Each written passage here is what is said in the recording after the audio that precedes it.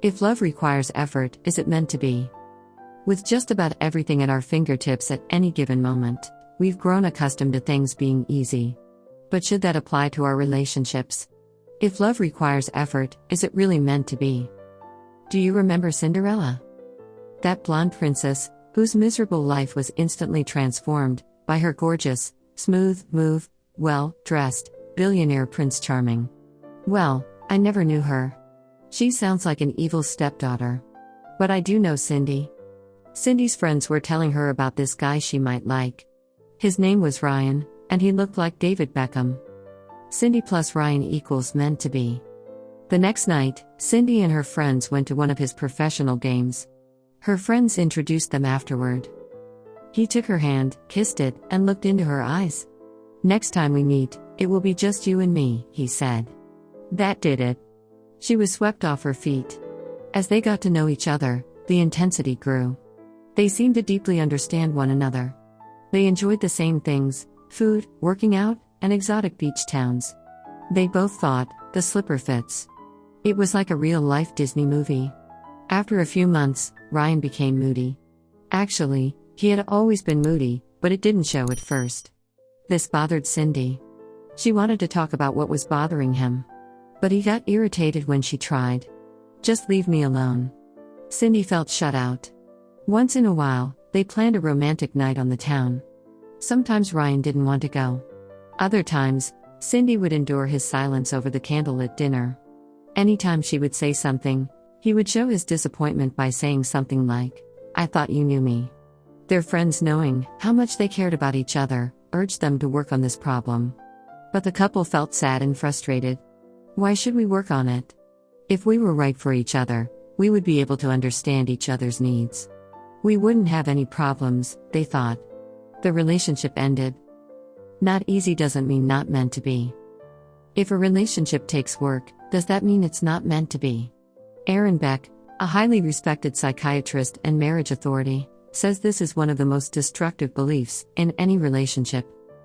If we need to work at it, there's something seriously wrong with our relationship. Aaron Beck. In essence, choosing a romantic partner is choosing a set of problems. Believing that being compatible with your partner means everything should come naturally is a sure way to naturally end any relationship you will have. Every relationship demands an effort to keep it on the right track. There is constant tension between forces that hold you together and those that tear you apart. John Gottman. The belief that relationship success should not need effort robs relationships of the fire they need to burn. The truth is, even your soulmate will cause relationship problems. So many relationships turn their hot and passionate fire of love into ashes, just because the couple believes that being in love means never having to do anything demanding. This toxic belief shows up in two different ways. 1. Mind reading. Part of the no-effort relationship fairy tale is the belief that couples can read each other's minds. My partner knows what I think, feel, and need, and I know the same for them. The truth is, all couples are incapable of reading minds. Just the other day, my girlfriend said, "Kyle, I need more space." I've heard that before. My heart dropped. I went into shock. Was our relationship doomed? I couldn't believe it. I thought everything was going so well. We were laughing until our stomachs hurt, kissing all the time. What did I do wrong? Finally, I summoned the courage to ask, "What do you mean?" "Your fat ass is taking up too much of our chair," she said as she kissed me. Oh. I'm so glad I asked. In Nicholas Epley's book Mindwise, he asked couples to guess their partner's self-worth, abilities, and preferences on house chores on a scale from 1 to 5. He found that couples were accurate 44% of the time, despite believing they were right 82% of the time. Even more time together doesn't help. Rather, longer-term relationships create an illusion of insight that far surpasses actual insight. The quality of your relationship depends on your ability to understand your partner, and vice versa. The secret to understanding each other better seems not to come from mind reading, but instead, through the hard work of putting our partners in a position where they can tell us their minds openly and honestly. It's quite delusional to believe in mind reading.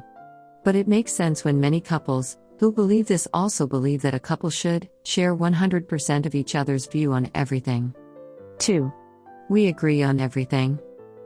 This belief ties well with reading minds. If you can read each other's mind, then you don't need communication. You can just assume your partner sees the world the way you do. Even though you two speak the same language, you both grew up in a sea of different experiences. You were given separate dictionaries on life.